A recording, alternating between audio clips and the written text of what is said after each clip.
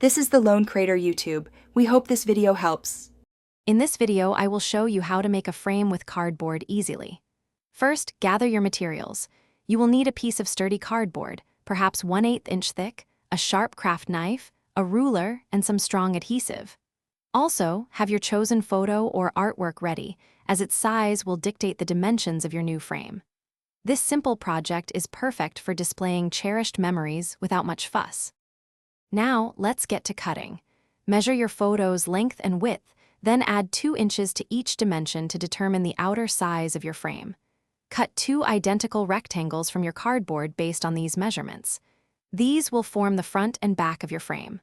On one of these pieces, which will be the front, measure and mark a 1-inch border all around the edges.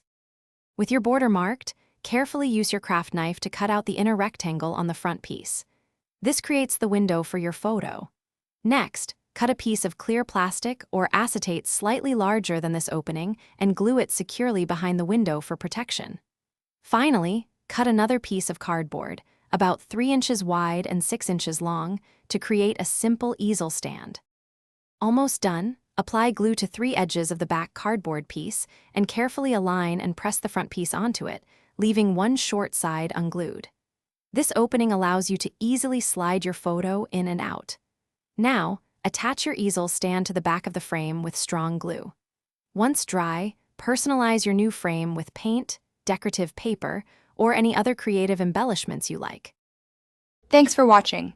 Consider subscribing if we helped you.